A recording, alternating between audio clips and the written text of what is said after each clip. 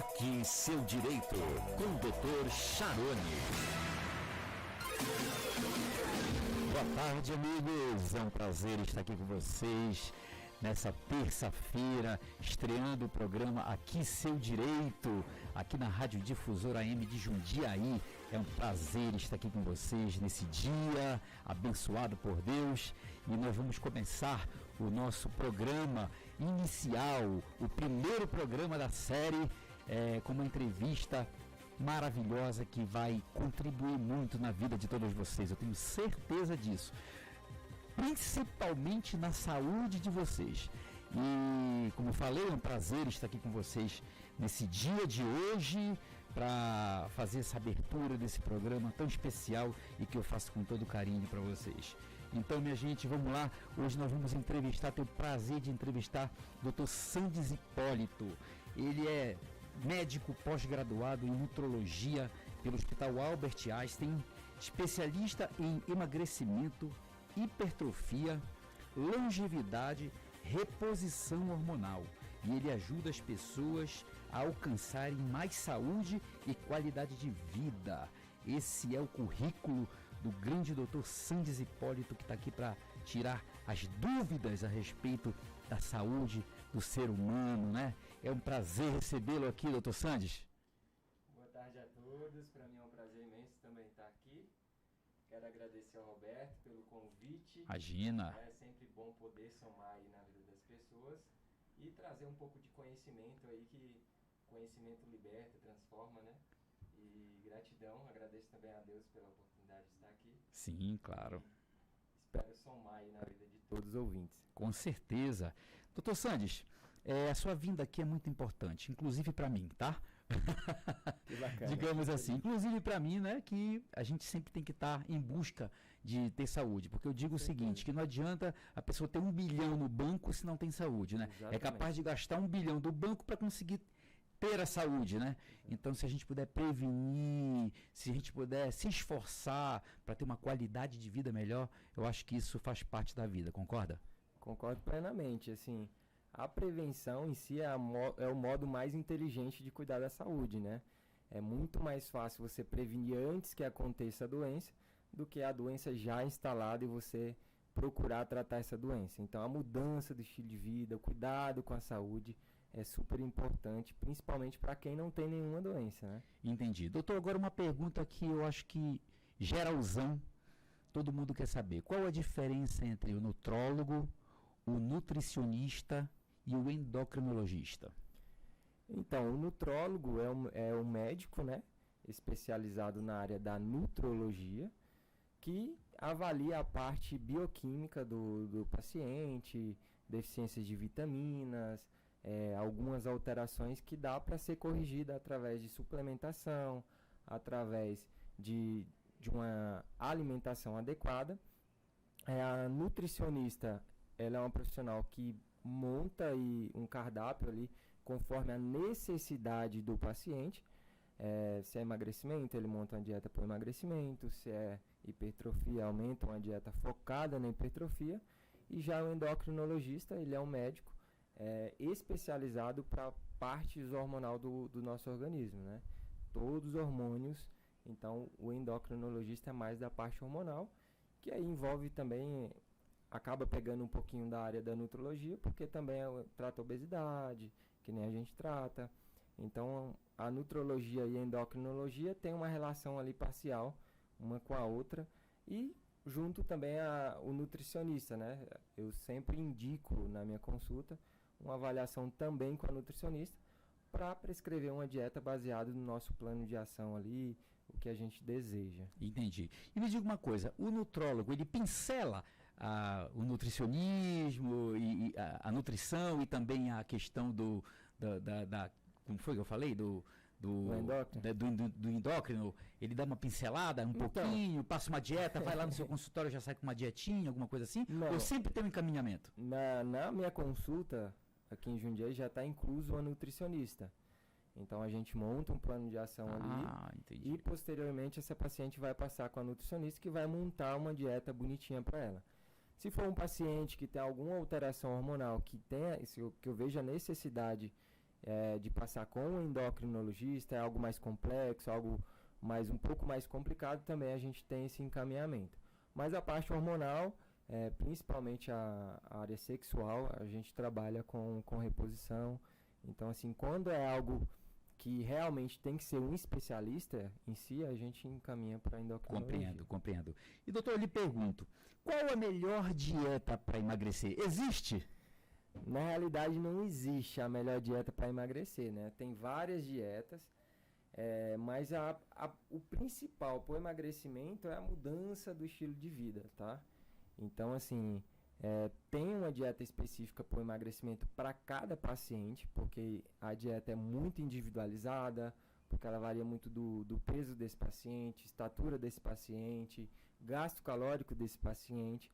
Então, assim, não dá para eu falar, segue essa dieta aqui e todo mundo vai emagrecer. Então, assim, é uma questão muito individualizada.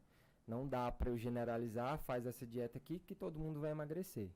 Entendi. Existe algum método que seja duradouro, doutor, para que a pessoa possa manter o seu corpo esbelto, num peso ideal? Existe algo que seja duradouro? Porque eu vejo que muita gente fica naquele efeito sanfona. Uma hora tá gordo, uma hora tá magro, uma hora emagrece para um casamento, ou então para um outro evento, daqui a pouco já engorda de novo e fica aquele efeito sanfona. Existe algo duradouro realmente que a pessoa possa colocar em prática? Existe sim, aí engloba a mudança do estilo de vida, né? Uma alimentação saudável, prática de atividade física, uma boa higiene do sono, né? Esse paciente dorme bem, esse paciente consegue direcionar suas emoções, né? Em meio ao estresse. Então, assim, é algo sustentável. Se você seguir todos esses passos, com toda certeza você vai ter um baixo peso. Agora, qual que é o problema da grande maioria das pessoas? Ela segue ali uma restrição alimentar, começa a fazer atividade física e do nada abandona tudo e com toda certeza vai ter um reganho de peso.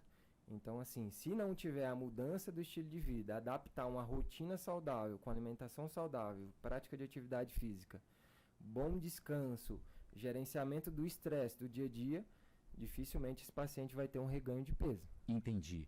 E aquela pergunta que não quer calar, dá para afinar sem cortar o carboidrato? Dá para afinar sem cortar o carboidrato. O que envolve o emagrecimento em si? Restrição calórica, né? O que acontece quando a gente reduz o carboidrato? O carboidrato, ele é fácil de você ultrapassar a meta calórica diária, né? Então, se você exagerar um pouquinho ali, tanto o carboidrato quanto a gordura, você ultrapassa a quantidade de calorias que nós queremos ingerir durante o dia. Então, assim, por isso que muitas vezes dietas que restringem totalmente o carboidrato e gorduras, fica mais fácil do paciente emagrecer. Mas o carboidrato, lembrando, ele é a principal fonte de energia do nosso organismo. Então, se a gente restringe demais esse carboidrato, esse paciente ele entra numa redução do metabolismo, porque o corpo é inteligente, né? Ele entende que você está restringindo demais, então ele reduz o gasto calórico diário. Então, numa próxima vez que esse paciente entrar numa dieta mais restritiva, ele vai ter uma dificuldade muito maior de ter a perda de peso do que ele teve na primeira vez. Entendi. Então, assim, uma dieta tão restritiva, eu jamais recomendo. Tem que ter uma dose de carboidrato ali para dar uma balanceada. Na realidade, a gente coloca carboidrato e proteínas, né, que é essenciais, frutas, verduras, legumes. Então, assim, calculando o gasto calórico desse paciente diário e calculando a ingesta calórica desse paciente para que a gente entre em restrição calórica, né? Certo. Chegue no final do dia, esse paciente ingeriu menos calorias do que ele gastou, né? Que aí ele começa a recrutar calorias do tecido adiposo. Consumir, né? Ele vai consumindo aquela gordura, né? Que fica acumulada, né? Que o ser humano ele acumula, né? Acumula. Na verdade, ele tem essa tendência de acumular gordura. E aí ele começa a consumir aquela gordura que fica... Na realidade, o acúmulo de gordura, ele é algo de sobrevivência, né? Desde a época paleolítica, quem acumulava mais gordura tinha mais probabilidade de sobreviver. Então, essa é uma genética que nós fomos desenvolvendo ao decorrer dos anos, né? Até como método de sobrevivência, quem guardava mais calorias como fonte como gordura tinha mais possibilidade de sobreviver. Então, assim, isso foi passando de geração a geração. O que acontece? Hoje nós não caçamos, não temos uma dificuldade de ter alimentos, então fica muito mais fácil da gente ter esse acúmulo de gordura. E hoje em dia nós não praticamos tanta atividade física como antigamente, que todo o trabalho era mais braçal. Então aí entra a tecnologia, né, que facilitou muito, e por outro lado restringiu muito o gasto calórico das pessoas, e com isso tem uma queda do gasto calórico, um aumento da ingesta de calorias, que sedentarismo também, né? Exatamente. Que a pessoa acaba que só come, pouca atividade no dia a dia e acaba tendo um acúmulo de gordura aí. Entendi. Agora, o grande vilão, doutor, é o doce? Na realidade, o grande vilão é o doce, é o carboidrato, que se transforma em açúcar, né? Que se transforma em açúcar, né? As pessoas acham que é só o doce que transforma em açúcar no nosso sangue. Na realidade não é, né? O carboidrato também se transforma em açúcar, e posteriormente esse açúcar não utilizado ele vai transformar em gordura e vai acumular no nosso tecido adiposo, né? Existe um horário que seria mais adequado para a pessoa consumir, por exemplo, um pedaço de pudim de leite? Tipo assim, no meio da tarde, ou então logo depois do almoço. Qual seria o horário que a pessoa que quer consumir aquele docinho seria o melhor? Então, a gente sempre recomenda uma quantidade de doce reduzida, mas o melhor horário é após você ter uma ingesta de alimentos de alta complexidade, por exemplo, proteínas, saladas, ter uma ingesta maior de fibras, que nós vamos ter uma redução na absorção desse doce, e vai demorar um tempo maior da absorção desse doce. Então, ou seja, é sobremesa, doutor? Exatamente. Só que qual que é o grande problema? A pessoa come muito no almoço e come muita sobremesa. Então, assim, vai dar um volume de calorias muito grande, que aí é onde há o acúmulo de gordura, né? Tá. Me diga uma coisa, existe realmente o chocolatra? Existe aquela pessoa que realmente precisa consumir? É um vício o chocolate? Existe isso ou é mito? Não, realmente existe, né? Algo disfuncional e que acaba prejudicando muito, né? Tem gente que às vezes não almoça e come o chocolate em vez do almoço, ou substitui ele por alguma refeição, ou quando está mais estressado, mais irritado, acaba exagerando no consumo desse chocolate, né? Então, entendi. Existe realmente pessoas viciadas no chocolate. Entendi. Agora, aquela pergunta também que a gente sempre fica na dúvida. O macarrão integral, o arroz integral, isso realmente vale a pena ante o refinado?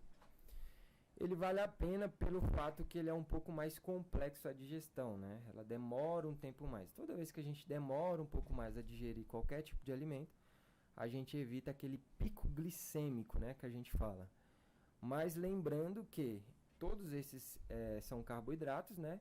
Então, tanto o integral quanto o refinado, ele tem praticamente a mesma quantidade de carboidrato, que vai, se você exagerar no consumo, vai influenciar no aumento de gordura, né? Entendi. Então, às vezes as pessoas colocam um volume grande de integral achando que vai emagrecer e não vai, né? É um volume grande. Enche o prato de arroz integral, de macarrão integral e não tem... Tá. O integral, ele contém fibras? Contém fibras. Então ele se torna menos pior então que o refinado? Exatamente, menos pior. Esse posicionamento é bem interessante. E o brasileiro em si, em qualquer região do nosso grande país, ele é apaixonado pelo pãozinho. Não tem jeito, pãozinho na chapa não tem igual, né? Então, qual refeição o pão talvez entrasse para que a gente tivesse menos ganho de peso? Então, todo carboidrato, quando ele é ingerido com alguma proteína, ele é bem melhor do que ingerido sozinho ou com algum tipo de gordura. Por exemplo, pão com manteiga é uma péssima associação. Mas um pão com ovo, por exemplo, um pão com frango desfiado, um pão com algum tipo de carne, interessante é isso. muito bom. Por quê? O pão ele é uma farinha refinada, né? Okay. Então, quando esse pão chega no estômago, ele é muito fácil digerido. 40 minutinhos ali, ele já está na sua corrente sanguínea em forma de açúcar. Quando nós associamos... Nossa, pouco tempo, hein? Pouco tempo, porque é muito fácil de digerir. Sim. Então, quando nós associamos alguma proteína junto com esse pão, como vira ali um bolo alimentar, né? A gente vai ter aí em média umas 2 a 3 horas para digerir totalmente esse pão junto com essa proteína. Junto com a proteína. Então a gente vai digerindo aos pouquinhos e não dá aquele pico de glicose no nosso sangue. Ele mantém um platô mais baixo, então ele reduz o índice glicêmico desse pão. Então ali, se a gente associar ainda alguma fruta ali no café da manhã com esse pão, entendi. Colocar alguma saladinha, melhor ainda. É uma associação excelente. Ah, entendi. Agora, acontece uma situação inusitada que eu não consigo explicar, mas o doutor vai poder tirar essa dúvida. Porque quando a gente começa a dieta, o ponteiro da balança ele é rápido. Rápido você perde peso. E depois é aquela lentidão. O que acontece, doutor? Qual é o mistério de quando você começa a dieta, perde logo 3 quilos valendo? Aí logo depois já não consegue mais, estagnou ali. O que acontece? Então, é assim, no início a gente perde muito líquido, né? A grande maioria das pessoas, ela tá com muita retenção de líquido. Então, quando você melhora a dieta, reduz ali o volume alimentar, você reduz também a inflamação, né, desse organismo. Então, esse paciente ele para de reter tanto líquido e acaba eliminando aí a grande quantidade de líquido, que na realidade não é músculo, não é gordura, e acaba tendo uma diferença exponencial na balança no início. E depois dificulta um pouquinho, porque realmente então a gordurinha... Então ali no começo é a perda de líquido, né? A pessoa elimina o líquido e aí vai... Aí perde logo aqueles 3 quilos iniciais. Exatamente. Ah, compreendido, doutor. É bom investir em produtos light, diet, fit? Vale a pena ou não vale? É mito ou não é? Eu não indico muito, porque a maioria desses produtos tem grande quantidade de ativos químicos, né? Mas é uma opção para quem tem uma rotina mais corrida, às vezes ainda não conseguiu adaptar inteiramente uma dieta mais saudável, ainda está com aquele paladar infantil, né, que a gente fala. Então, aí inicialmente pode ser uma opção, mas para quem quer ter uma vida saudável, a gente evita alguns alimentos industrializados que é mais nessa área aí. Né? Tá, quando a pessoa chega com excesso de peso, eu não digo aquela obesidade, mas está acima do peso. Certo. Quando ela chega, ela procura o nutrólogo. Qual é o primeiro passo que ela tem que fazer? Na hora que ele chega lá no seu consultório, doutor, meu objetivo aqui é emagrecimento, eu tô tipo o quê? 15 quilos acima do meu peso, tá? E aí, qual é o primeiro passo? Qual é a orientação inicial ali? Certo. Então, primeiro passo, a gente, pelo menos na minha consulta, funciona assim. Esse paciente já entra com a bioimpedância em mãos, né?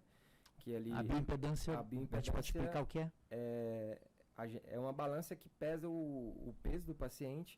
A gente consegue avaliar a porcentagem de gordura, quantidade de massa muscular, grau de obesidade, né? Que é o IMC. Então, a gente tem uma avaliação da composição corporal desse paciente. Ah, entendi. Né? Mediante...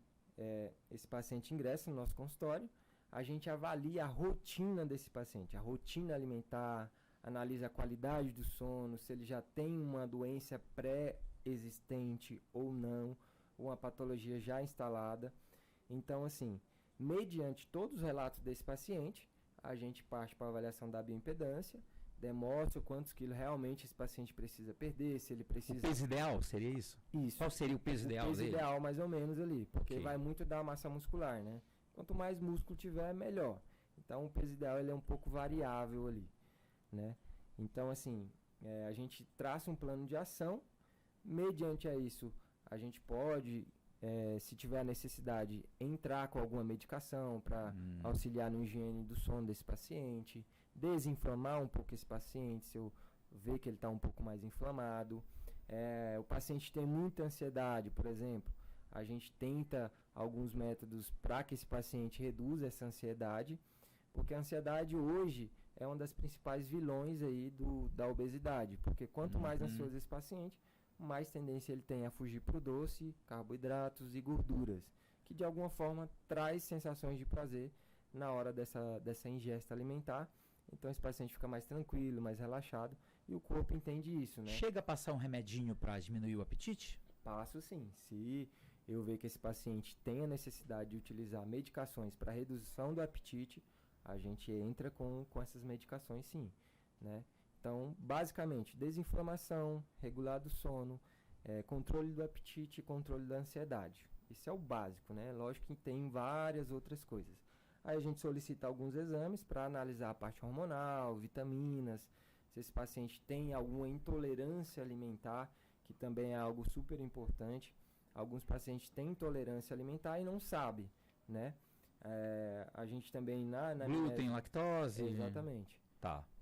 Na anamnese a gente avalia como que é a função intestinal desse paciente, tem diarreia frequente, não tem, porque tudo isso influencia no emagrecimento e numa vida saudável em si. Ok, eu estou falando aqui com o Dr. Sandes Hipólito, doutor especialista em emagrecimento, pós-graduado em nutrologia pelo Hospital Albert Einstein. Estamos aqui conversando sobre o principal tema, que é o emagrecimento, que é o foco de todo mundo. Hoje todo mundo quer emagrecer, até os magros. Essa é a verdade. E aí, doutor, eu pergunto uma coisa, vamos entrar num ponto muito delicado aí que fala sobre o jejum. Funciona o jejum? O jejum, cara, gera algumas polêmicas, porque assim, o jejum é um excelente método para o emagrecimento, né? Ele ajuda bastante, mas ele está muito associado à alimentação após esse jejum, né? Por exemplo, o que acontece na grande maioria das vezes? A pessoa faz o jejum e no desjejum, que é o período que ele vai alimentar, ele exagera demais. Então não vai ter resultado, né? Então qual que é o ideal? A gente fazer o jejum intermitente. Após este jejum, a gente mantém uma alimentação reduzida, né? Uma alimentação mais saudável, rica em frutas, verduras, né? Legumes, proteínas. E também não recomendo tempos de jejum exagerado, né? Com esse intuito de emagrecimento. Qual seria o máximo do jejum, doutor Sandes? Eu sempre oriento meus pacientes entre 14 a 16 horas até 18 horas de jejum. Né? Entendi. Às vezes, quando esse paciente estende muito esse jejum, ele pode ter uma perca da massa muscular, que aí já não é interessante, né? Se ele perder a massa muscular, ele vai reduzir também o metabolismo. Esse metabolismo vai ficar um pouco mais lentificado. Então, assim, o jejum ele entra como aquele impacto inicial, né?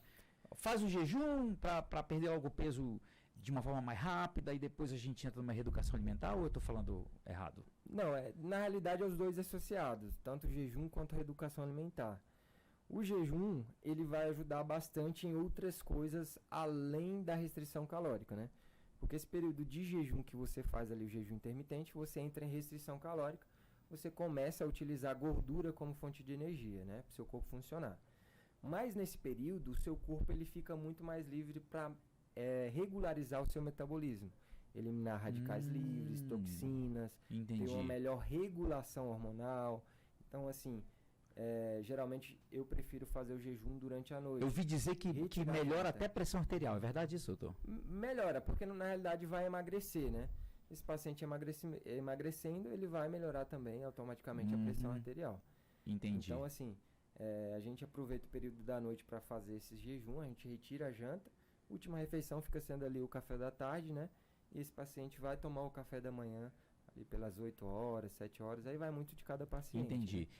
Durante o período do jejum, ele toma um cafezinho sem açúcar, ele toma água, o que ele faz durante o jejum? O jejum é zero de alimentação, somente água? Somente líquidos, né? E líquidos sem açúcar. Aí no caso ele pode tomar água e chá sem açúcar durante a noite. Quando esse paciente acordar, se ele quiser tomar um cafezinho sem açúcar, não quebra o jejum, ele pode tomar, mas não recomendo tomar o café à noite, porque influencia na qualidade do sono e acaba atrapalhando. Agora, se no outro dia ele quer estender um pouquinho mais o jejum, acordou ali às 6, quer parar com o jejum às 9, por exemplo, tomou o cafezinho ali sem açúcar, não vai quebrar esse jejum. Entendi. Vai ter um melhor Doutor Santos, a minha mãe, ela sempre diz assim, é muito bom tomar o suco detox. Aí ela já passou isso pro meu sogro e agora já soube até que a minha sogra também está tomando detox. Funciona o detox ou não, doutor? O suco detox é bom, tá, para saúde, só que ele não vai resolver o problema sozinho, né? Que aí entra a mesma coisa do jejum intermitente, né? Tô fazendo jejum, vai emagrecer? Não. Tem que ter ali uma alimentação saudável, uma prática de atividade física, e o suco entra mais ou menos nisso também, né? Tô tomando suco detox, chega no almoço, como um caminhão de comida, é lógico que não vai ter resultado, né? Exatamente. A Então, pessoa assim, faz o jejum e quebra o jejum com uma Isso. feijoada.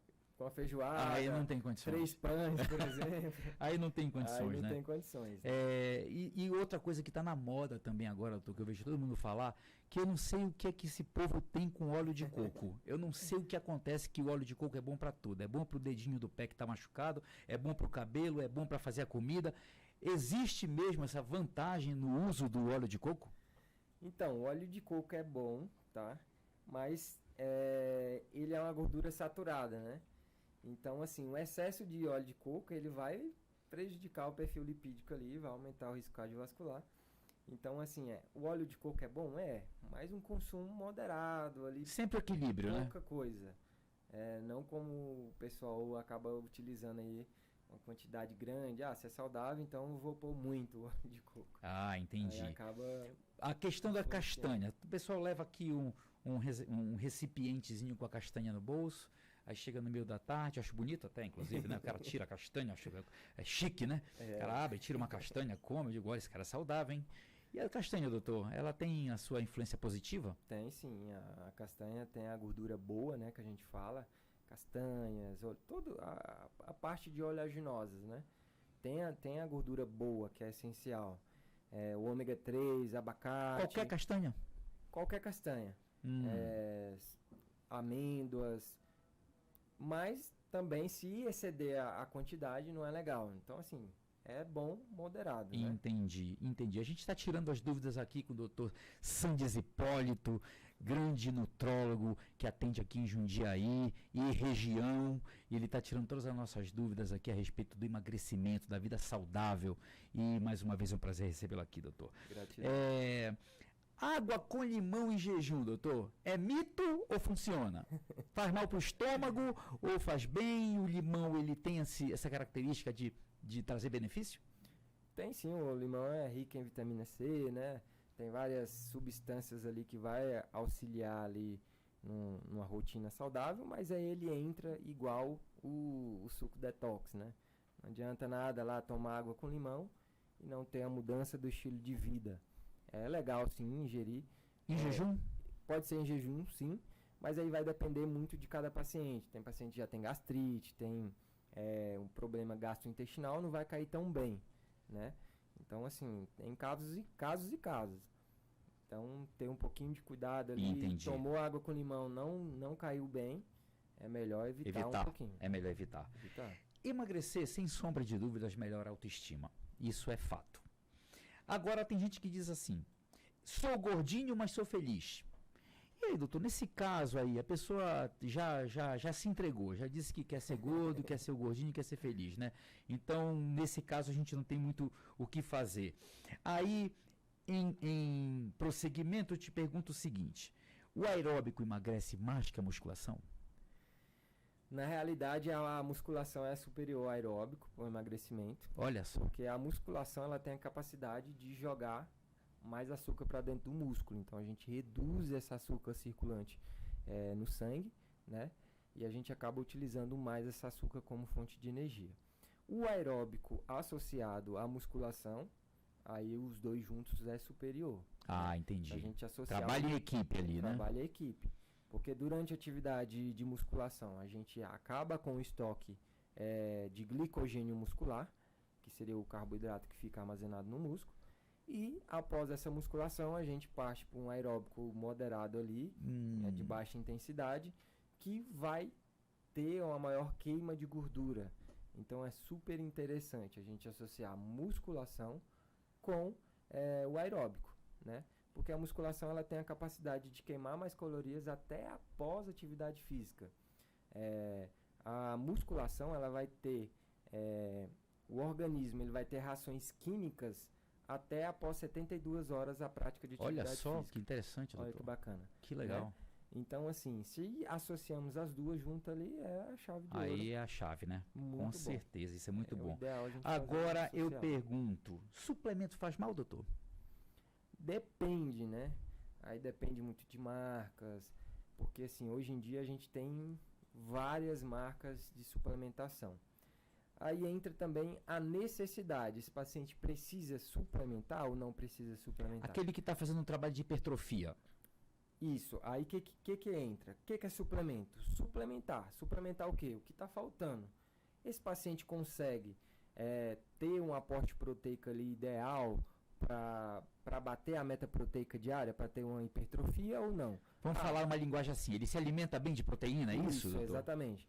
Porque assim, para hipertrofia a gente tem que ter proteínas em pelo menos 4 refeições do dia, né? Ok. Na quantidade certa para cada paciente. Entendi. Esse paciente tem uma rotina corrida, às vezes não consegue ter essas 4 Aí ele vai para o refeições. suplemento. Aí ele parte para o suplemento, que é muito mais rápido e prático de utilizar, né? Entendi.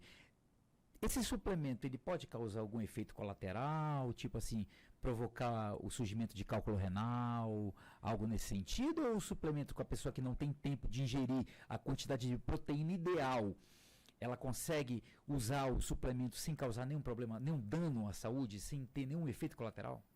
Então, aí depende muito, né? Porque o que acontece? Às vezes a pessoa não está acompanhando com o profissional, acaba exagerando na quantidade de suplementação, e esse suplemento, em vez de ser a salvação, ele se torna o vilão ali desse paciente.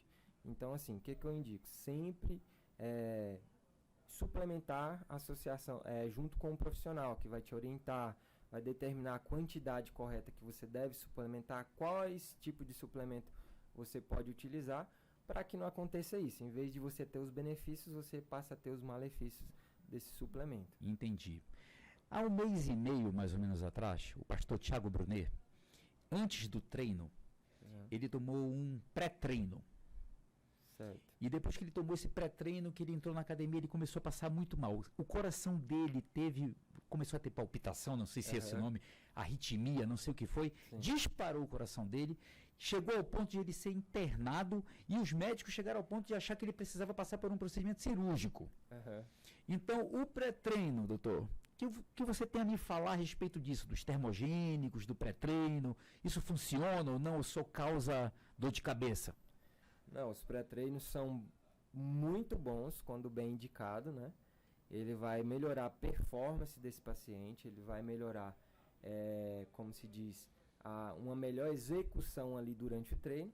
Só que, mais uma vez, tem que ser indicado por um profissional, porque a grande maioria desse suplemento depende muito, por exemplo, pacientes que não têm contato com a cafeína. Tem suplementos que têm 420 miligramas, por exemplo, de cafeína. Então, esse paciente, em primeiro contato ali, ele pode sentir um mal-estar, uma palpitação no coração, vai gerar um mal-estar, uma ansiedade ali. Acelera o coração. Acelera realmente. Então, assim, vai muito de casos e casos. Entendi. Então, assim, se for, por exemplo, um paciente que é esportista de alta performance, 420 miligramas de cafeína, para ele, não vai ter nenhum problema. Agora, é um paciente ali que vai praticar uma atividade física de leve a moderada, não faz sentido nenhum utilizar uma dose tão alta de cafeína, por exemplo, arginina, betalanina, que tem várias substâncias aí que podemos utilizar ali no pré-treino, pós-treino, que vai auxiliar aí uma melhor performance desse paciente. Entendi. Lendo alguns artigos, eu cheguei a ver uma situação muito interessante, que diz que a perda de gordura no emagrecimento é liberada pelos pulmões. Nossa, eu nunca imaginei isso. É verdade, doutor? É verdade. O que acontece? A gordura, ela se transforma em energia, né? O corpo utiliza ela como energia. Então, uma parte vai como dióxido de carbono e outra parte se transforma em água, que vai ser eliminada pela urina. Então, a água vai eliminada pela urina, o dióxido de carbono através da respiração. Nossa, é impressionante isso. Eu nunca imaginei que eu fosse ficar magro liberando, respirando. Eu não imaginei isso. Quando eu li, eu fiquei meio assim, né? E digo assim, e mastigar várias vezes, doutor? Melhora a digestão, com certeza que sim, mas funciona bem para emagrecer? A pessoa que mastiga várias vezes? É assim, quando esse paciente ele tem uma mastigação mais demorada, o cérebro, ele demora um pouquinho, às vezes, captar que você está cheio, por exemplo. Então, se eu tenho uma refeição mais lentificada, o meu cérebro, quando eu sentir realmente cheio, ele vai sinalizar, o meu estômago vai sinalizar ao cérebro que já está suficiente a alimentação. Então, se esse paciente come mais lento, mais devagar, ele vai conseguir reduzir aí um volume de alimentos que vai favorecer aí no processo de emagrecimento, sem falar que a mastigação ela auxilia na digestão desse paciente, então ele vai ter menos irritação intestinal, menos inflamação, vai melhorar o trânsito intestinal, né? Lógico que envolve também a ingesta de fibras, quantidade de água ingerida durante o dia. Então, na verdade, o certo é a pessoa servir o prato e comer lentamente, mastigar bastante, já para começar a digestão pela boca ali, Exatamente. Né? O que acontece na grande maioria das vezes? A pessoa não tem uma relação com a comida, né? Ela não sabe o volume que ela comeu. Por exemplo, come assistindo televisão. Às vezes ela encheu o prato ali, está assistindo a TV, quando ela olha já acabou o que ela colocou e parece que ela nem comeu, por exemplo. Às vezes vai lá, coloca mais um pouquinho. Então, assim, no momento... Perde o controle, né? Perde o controle. No momento da alimentação, você tem que se conectar ali com o que você está fazendo, né? Escolher bem essa alimentação. O prato francês, doutor, que o prato já vem pronto ali. Em vez de colocar o recipiente na mesa, você vai, prepara teu prato e ali. Acabou. Não tem que ficar servindo toda hora. Eu acho que também é uma forma de a pessoa controlar um pouco o que vai comer, né? Exatamente. Essa questão de colocar comida na mesa, você acaba sempre comendo um pouquinho mais. Sempre come mais um pouquinho, pega dali, pega daqui. E a espiritualidade, doutor, ela é positiva para o bem-estar das pessoas? Com certeza, tem vários estudos aí que comprovam que a espiritualidade ela é um excelente aliado aí para uma vida saudável, uma vida longeva. Tem um estudo muito legal que teve de pacientes internados com prognóstico ruim, Entendi. Por exemplo, prognóstico de morte. E esse estudo revelou que pacientes que tinham uma fé em alguma espiritualidade, em algum Deus, eles tinham 30% menor chance de morte do que os pacientes que não tinham essa perspectiva de um Deus, não acreditavam em nada. Então, assim, eu sou evangélico, né? Creio muito em Deus. Glória a Deus por isso. Então, assim, com toda certeza, aqueles que creem em Deus, que acreditam em Deus, automaticamente eles já têm ali uma possibilidade maior de sobrevivência do que pacientes que não têm essa crença aí em algum Deus. Sem falar tem que cuidar do tempo, né? E a rotina também, né? Toda vez que você tira um tempo para conectar com Deus, tem estudos que comprovam que você libera hormônios durante esse processo. Olha só. Hormônios que te deixam menos estressados, mais feliz, mais alegre, mais passivo. Então é essencial essa prática religiosa diária, tá? De pelo menos ali 10, 15 minutinhos diário, que tem essa prática que com certeza vai se tornar o teu dia mais leve, mais tranquilo, mais calmo, com toda certeza. Eu conversei aqui com o Dr. Sandes Hipólito, pós-graduado no Hospital Albert Einstein, nutrologia, atende aqui em Jundiaí. Como é que as pessoas fazem para marcar uma consulta com o Dr. Sandes? Então, pode ser via Instagram, né? Sempre deixo lá o link, fica até mais fácil. Tem telefone de contato? Tem, só que eu não sabia aqui agora, tá? O telefone da secretária não está aqui comigo. Tá. Mas eu posso disponibilizar depois. Certo. Mas eu atendo tem aqui. e-mail, ou então como é que tá no seu Instagram? Tá Dr.Sandes Hipólito. Dr.Sandes Hipólito, com H. Com H. Tá, lá entendi. tem o link, aí já entra no site, já agenda, já vai direto para o agendamento, tá? Doutor, quero agradecer a sua participação aqui. Foi uma honra recebê-lo como primeiro entrevistado no Aqui Seu Direito.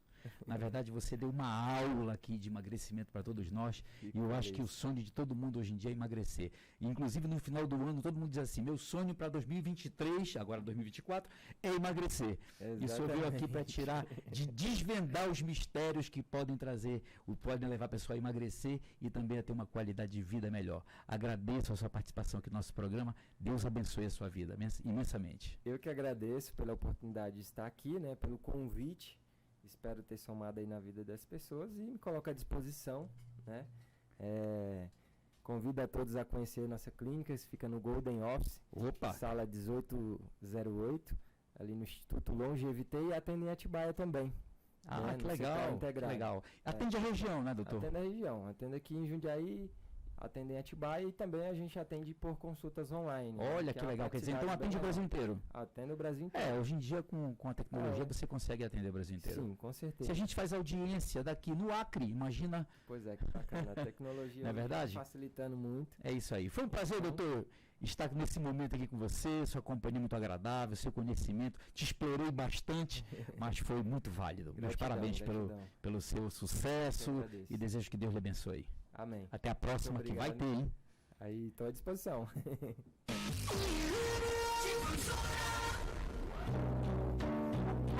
Toda sexta, às 8 da noite, o rei Roberto Carlos canta pra você na Difusora. Não adianta nem tentar me esquecer. Clube do Rei é só na Difusora. O importante é de emoções Fique bem informado. Acesse jj.com.br. Política, economia, polícia, esportes, cultura. Jundiaí região. Quer saber tudo isso e muito mais? Portal JJ. www.jj.com.br. O endereço da informação. O esporte em destaque. As informações do seu time do coração você confere aqui.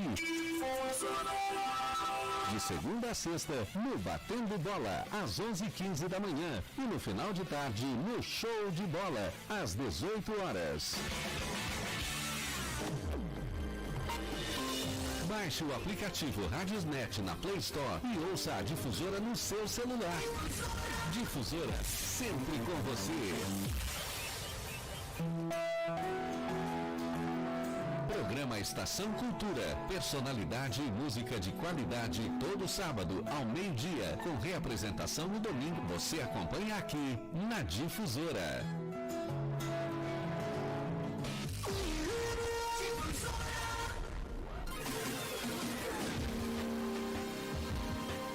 E estamos de volta aqui no programa que está estreando hoje, graças a Deus, que chama Aqui Seu Direito. E a gente vai fazer um comentário agora aqui sobre a misoginia, que na verdade é a intolerância às mulheres, que está em pauta hoje. Tem projeto de lei aí para colocar a misoginia como crime, e crime de prisão, inclusive crime de multa também. Então esse projeto de lei está tramitando na Câmara e a gente veio falar aqui a respeito desse assunto, que é interessantíssimo, considerando que amanhã é um dia especial, que é o dia 8 de março, que é o Dia da Mulher. Mas é sempre bom a gente tratar desses assuntos porque coloca em evidência o que o nosso país está atravessando hoje no que diz respeito à sociedade brasileira, no que diz respeito à fragilidade das mulheres diante dos crimes às quais vêm sendo vitimadas, né? Então, mesmo que você faça, mesmo qualquer indicador de avaliação que você tenha, você sabe que as mulheres elas sempre estão em minoria, em desvantagem. Essa é a verdade, entendeu? Sobretudo no mercado de trabalho. Então é importante hoje a gente trazer à tona e relevar o papel da mulher na sociedade. É essa a função. E também ir de encontro àqueles criminosos que praticam crimes contra as mulheres de uma forma radical, de uma forma completamente sem escrúpulos. Então é isso que a gente veio tratar aqui também a respeito no programa Aqui Seu Direito. As distorções absurdas são escancaradas no comércio, na indústria, no que diz respeito à oferta de empregos. Hoje, se a gente for ver, a maioria dos empregos e dos CEOs das grandes empresas são ocupadas por homens. Então isso também tem que ser colocado em prática, por mais que tem que ser combatido. E hoje, por mais que as pessoas, que as mulheres estudem e se tornem competentes, especialistas, pós-graduadas e mestres em suas determinadas áreas, mesmo assim elas são excluídas na maioria das vezes, e sempre a gente vê em postos altíssimos homens brancos. Essa é a verdade. entendeu? Basta ver a composição do quadro de pessoal das empresas que você vai ver o percentual de homens e o percentual de mulheres. E é verdade que nos últimos anos as próprias mulheres agora fazem valer os seus direitos. Elas foram para a luta, foram para a guerra, foram para cima, para se impor e ter o seu papel diante da sociedade. Não é possível que, por exemplo, na Academia Brasileira de Letras, que tem 107 anos, a 579 membros, apenas 115 são mulheres. Então a gente vê aí a desproporção do público feminino, das mulheres em locais, em instituições dessa natureza, como a Academia Brasileira de Letras. E no judiciário não é diferente, gente. Não é diferente. O quadro não é diferente. É basicamente a mesma coisa. Inclusive foi feita uma pesquisa pelo AJUF, que é a Associação dos Juízes Federais do Brasil, com a parceria com a Universidade de Oxford, no Reino Unido, que aponta que a participação feminina nos tribunais do Brasil apresenta taxas de 26%. Perdão, 26% mundial e no Brasil 11%. Ou seja, as mulheres continuam em minoria. Você vê que no próprio Poder Judiciário a maioria dos funcionários e dos juízes são homens. Então, isso também tem que ser colocado aqui. Por exemplo, no Supremo Tribunal Federal, teve apenas 3 mulheres e 3 negros como ministros. Mas, na verdade, nunca teve uma mulher negra como membro, como ministro do STF. Então, isso também é uma situação que tem que ser colocada para toda a sociedade, porque a mulher ela é merecedora de todo o cuidado da sociedade, de você apostar na competência das mulheres para que elas possam desenvolver as suas atividades profissionais. Porque a mulher, a gente só pensa na mulher dona de casa. Isso já passou, gente. Isso é coisa do passado, do século passado. Hoje em dia a mulher, ela está em paridade, ela está em situação de igualdade ali com o homem no que diz respeito à competência. Isso eu não tenho dúvida. E muitas vezes ela se sobressai aos homens. Então nós precisamos pensar que realmente as mulheres têm o seu papel relevante dentro do mercado de trabalho. E esse estudo também revelou que, por exemplo, a representatividade feminina no judiciário de 38,8% está muito abaixo da proporção de mulheres na população do país, que é 51,6%. Ou seja, 51,6% da população brasileira é composta por mulheres. E apenas 38,8% no Poder Judiciário é composto por mulheres.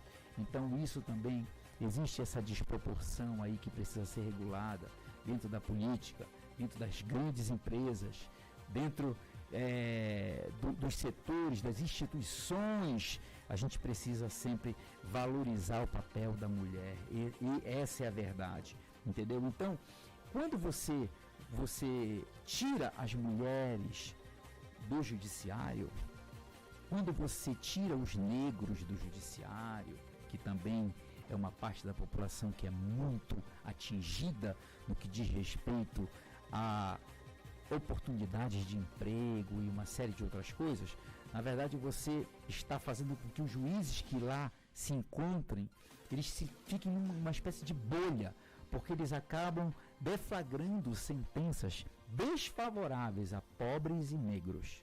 Então, na verdade, quando você coloca todo tipo, a miscigenação brasileira no Poder Judiciário, você tem sentenças melhores, você tem resultados melhores, efetivamente melhores para a sociedade. Então, isso é importantíssimo. Eu estou falando do Judiciário, eu estou falando de grandes empresas, eu estou falando de conglomerados industriais, econômicos, bancos, e isso é um fato relevante, que hoje, infelizmente, a maioria dos cargos são ocupados por homens e, na verdade, a gente sabe da competência da mulher.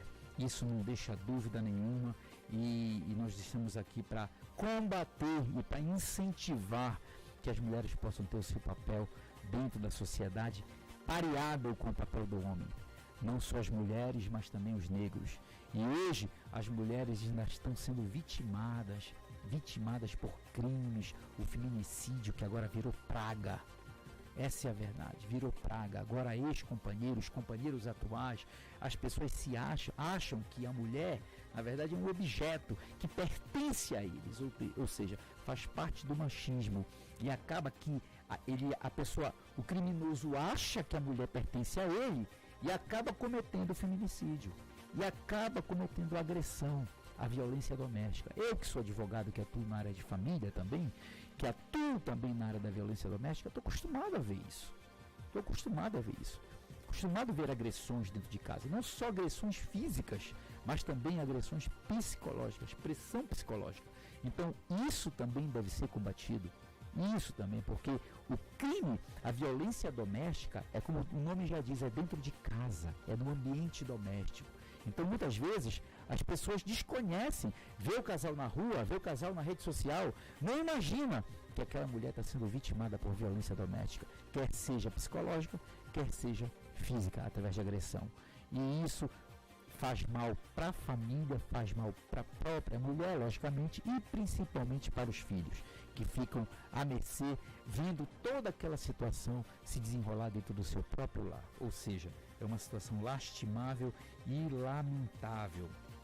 Amanhã é um dia especial, como eu falei no começo. Amanhã é o dia 8 de março, Dia Internacional da Mulher. E, infelizmente, temos pouco a comemorar em razão do crescimento dos crimes cometidos contra as mulheres. O feminicídio, né, principalmente a violência doméstica, como eu acabei de falar também. Então, pouco temos que comemorar em razão desse sofrimento. Mas, mulheres, eu não estou falando que o pouco que temos que comemorar não é pelos méritos de vocês, é pelo cometimento dos crimes, dos ilícitos, porque vocês realmente merecem tudo, merecem o seu lugar na sociedade, merecem seu lugar de mãe, o seu lugar de empresária, o seu lugar de CEO, de alta executiva, o seu lugar dentro das faculdades, dentro do poder judiciário, em todos os lugares, para que você possa desenvolver as suas atividades profissionais com competência que lhe é peculiar. Então eu quero dizer para vocês que é uma honra para mim poder falar das mulheres, inclusive sabendo que amanhã é o Dia Internacional da Mulher, e aproveitando a oportunidade para dizer que as mulheres da minha vida, graças a Deus, que a minha mãe e a minha esposa são muito amadas, e eu respeito muito as mulheres, e inclusive as de dentro de casa, porque o dever começa dentro de casa. Então, isso que é importante você também colocar a mão na consciência e saber como é que você está tratando a sua esposa, como é que você está tratando a sua filha. Será que está havendo respeito? Será que você não está sendo grosseiro? Será que não está existindo um tipo de violência doméstica dentro da tua casa? Então, queridas mulheres que serão parabenizadas amanhã, e eu já estou parabenizando desde hoje, quero deixar os meus votos de bênçãos de Deus na vida de vocês, que vocês possam ter o seu lugar assegurado na sociedade, livre desses crimes, que esses crimes venham a ser punidos com severidade, para que vocês possam realmente ter uma vida tranquila, ir para onde quiser, assumir o cargo que quiser, estudar o que quiser e fazer o que achar que deve ser feito. Então, queridos, eu sempre vou enaltecer a vida das mulheres. Eu digo, a minha esposa está grávida agora e eu vejo o que ela passa com aquela gravidez, o mal-estar que ela sente, aquela barriga grande carregando, aquele peso, é um enjoo, é uma dor de cabeça, dor nas costas, é aquele incômodo que vem diariamente e não consegue dormir, e levanta e anda e volta. E eu digo que o homem jamais conseguiria um dia gerar uma criança, porque o homem não tem toda essa força que a mulher tem. Eu reconheço isso na vida das mulheres, eu vejo isso no meu dia a dia dentro de casa e valorizo muito a minha esposa por isso.